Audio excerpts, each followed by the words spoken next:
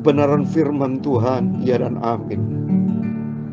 Dalam kitab Mazmur pasal 5 ayat yang keempat, demikian firman Tuhan.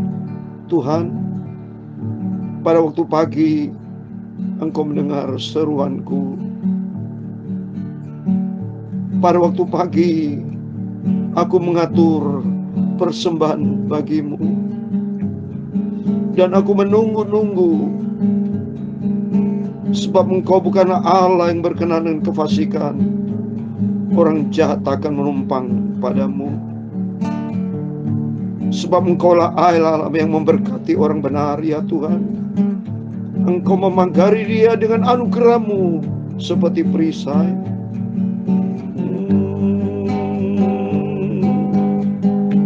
Ku perlu Tuhan selamanya.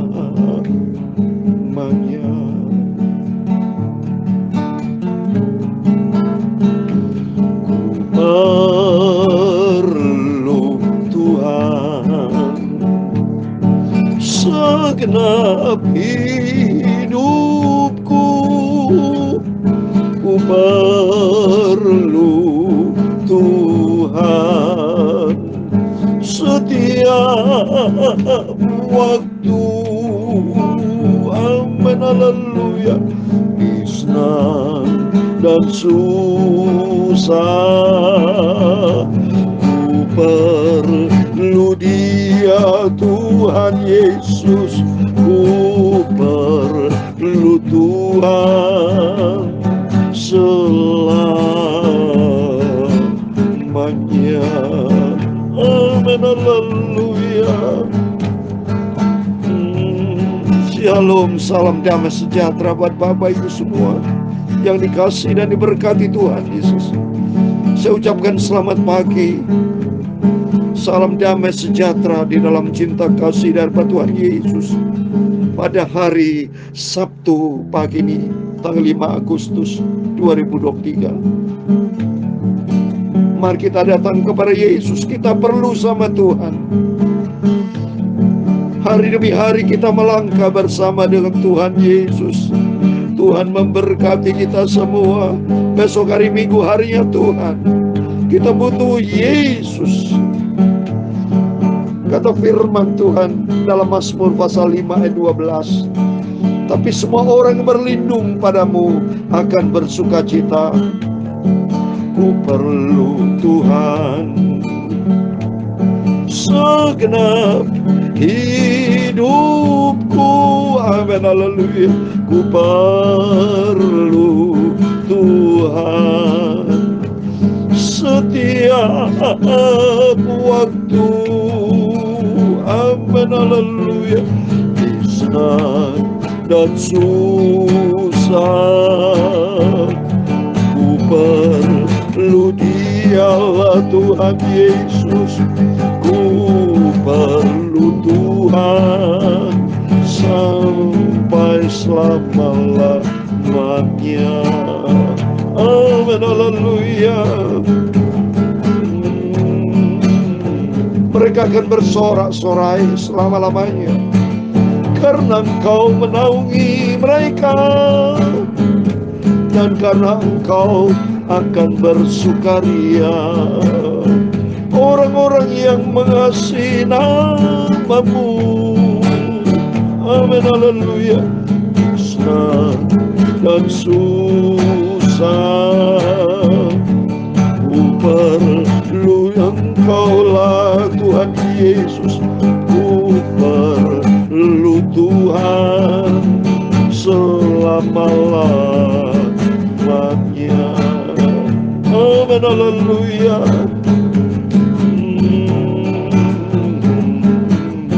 Perisai bagiku adalah Allah yang menyelamatkan orang-orang yang tulus hati.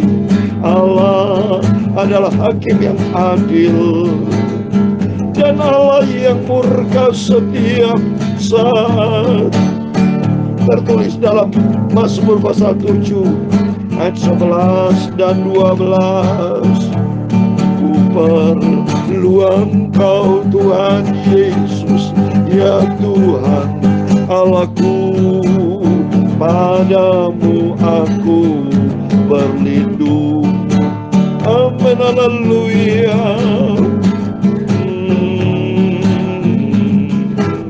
Ya Tuhan, punyamulah kebesaran dan kejayaan, kehormatan, kemasyuran, dan keagungan. Amin, haleluya. Ya segala-galanya yang ada di langit dan di bumi. Ya Tuhan, punyamulah kerajaan, dan Engkau yang tertinggi itu melebihi segala-galanya sebagai kepala. Amin, haleluya. Sebab kekayaan dan kemuliaan berasal daripadamu, dan Engkaulah yang berkuasa atas segala-galanya. Amin, haleluya. Dalam tanganmu lah kekuatan dan kejayaan, dalam tanganmu lah kuasa membesarkan dan mengukuhkan segala-galanya. Amin, haleluya. Sekarang ya Allah kami, dalam nama Tuhan Yesus Kristus, kami bersyukur kepadamu dan memuji namamu yang agung itu. Tuhan Yesus yang ku kagumi, Tuhan Yesus yang ku sangat cintai. Ku sangat agungkan namamu, ku mau setia dan taat pada firman-Mu, Bapa. Terima kasih Bapa. Sucikan mulutku Bapa, sucikan hatiku. Sebentar kami mau baca firman Tuhan. Firman-Mu adalah sumber kehidupan, firman-Mu sumber kebenaran. Ampunilah semua dosa salahku Tuhan Yesus. Sucikan, layakkan aku untuk membaca firman-Mu.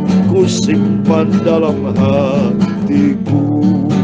Segala puji, hormat, kebesaran, ketinggian, kemuliaan, keagungan, kesempurnaan, kekudusan, tempat tertinggi di atas segala-galanya hanya bagi Engkau Tuhan kami Yesus Kristus. Engkau adalah pusat hidup kami, Engkau adalah sentral hidup kami, Engkau di atas segala-galanya.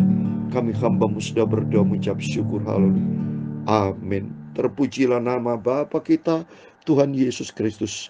Dan saya ucapkan salam damai sejahtera dan selamat pagi kepada Bapak, Ibu, saudara-saudaraku yang sangat kucintai dan dicintai Tuhan Yesus. Pada Sabtu pagi ini tanggal 5 Agustus 2023. Puji Tuhan, kita memasuki di bulan Agustus yang kelima, senantiasa bersama dengan Yesus. Maka kita katakan, Tuhan, aku butuh Engkau. Sesuai dengan firman Tuhan pada pagi hari ini, Tuhan, pada waktu pagi Engkau mendengar seruanku. Pada waktu pagi aku mengatur persembahan bagimu, dan aku menunggu-nunggu. Aku menanti-nantikan Engkau ya Tuhan. Tuntun hidupku, biar tiap hari setiap saat aku melangkah bersama dengan Tuhan Yesus. Amin. Bapak Ibu, besok hari Minggu, harinya Tuhan. Waktu begitu cepat. Saat ini sudah di bulan Agustus. Bulan depan September, Oktober, November, Desember, Natal kita.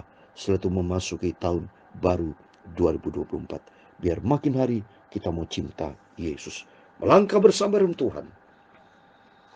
Hiduplah di dalam firman Tuhan. Amin. Mari kita baca Yeremia pasal 49 di pagi ini. Puji Tuhan, kita berarti tinggal 3 pasal lagi. 49, 50, 51, 52. Selesai kitab Nabi Yeremia, dan setelah itu kita masuk di dalam kitab Ratapan. Saudara, habis Ratapan masuk di dalam kitab Yeskiel. Oh puji Tuhan, terus kita lanjut sampai Yesus datang. Kalau sudah selesai sampai Maliaki, Bapak Ibu ya, saya rindu lagi untuk baca Injil Matius ya, sampai kitab Wahyu. Puji Tuhan kalau kitab Injil Matius sampai Wahyu sudah selesai. Tahun 2021 kita baca perjanjian baru, perjanjian lama, Bapak Ibu ya. Setiap malam kita baca perjanjian baru dari Injil Matius pasal 1 dari ayat 1. Terus kita selesaikan selama 2 tahun ya. Di catatan saya selama 2 tahun, 2021 sampai 2023 bulan Januari baru selesai kitab Wahyu. Tapi kalau perjanjian lama sampai sekarang belum selesai. Sudah sampai di pasal 49 dan kita akan sama-sama akhiri supaya besok malam ya, malam bukan besok malam, jadi nanti malam ya, kita lanjutkan pasal ke-50. Jadi kita akan selesaikan sekarang dari pasal 49 dari ayat 1 sampai 22. Oh tapi ini panjang ya 49. Nanti kalau Tuhan berkenan ya, nanti malam dari ayat 23 sampai 39 ya, kita lakukan dengan setia sampai Yesus datang. Kita mau baca firman Tuhan dan kita siap melakukan firman Tuhan, menjadi pelaku firman Tuhan. Tema firman Tuhan mengenai Bani Amon ya, mengenai Edom, beginilah firman Tuhan. Mari kita dengar Bani Amon, Edom, nanti saya terangkan ada ayat Alkitabnya. Saya mau baca. Mengenai Bani Amon, beginilah firman Tuhan. Tidak adakah Nabi Israel, tidak adakah ahli warisnya? Mengapakah Dewa Milkom memiliki Gad dan bangsa memiliki kota-kotanya ya? Ini ada Dewa Milkom, itu dewa Bani Amon yang berdosa sama Tuhan, saudara. Masing-masing punya dewa, saudara. Ya, ini berdosa kepada Tuhan. Lanjut saya baca.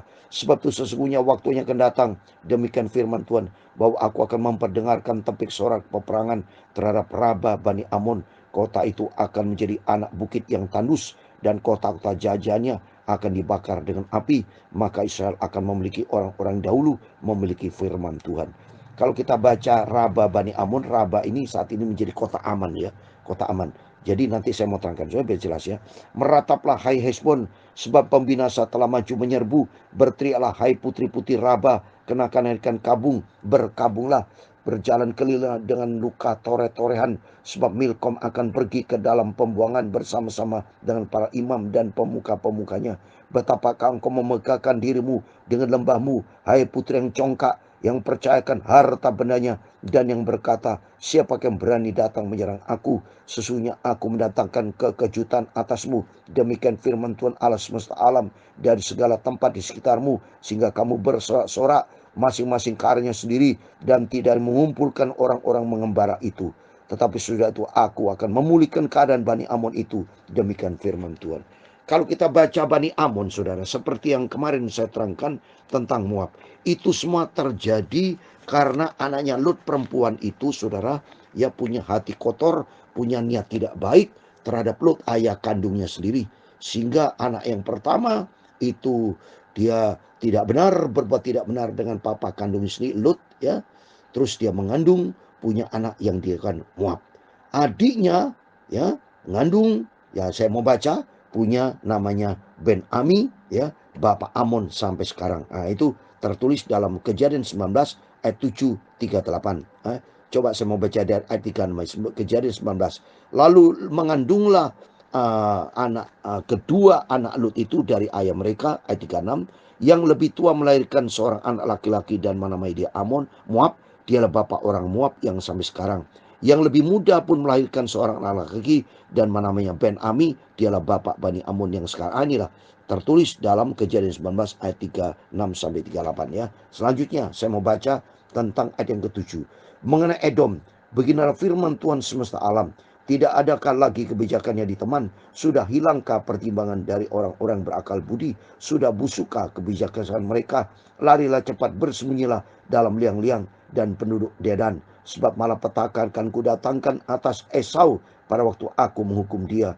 Ya ini, jadi Edom dan Esau itu sama, saudara ya. Kalau kita baca dan Kejadian pasal 36 ayat 1, inilah keturunan Esau, yaitu Edom ya. Jadi kalau kita lihat Esau, saudara tahu menjual hak kesulungannya itu kepada Yakob. Jadi itu menerima hukuman dari Tuhan karena hak kesulungan sama dengan keselamatan, berkat Tuhan dia jual seenaknya ya.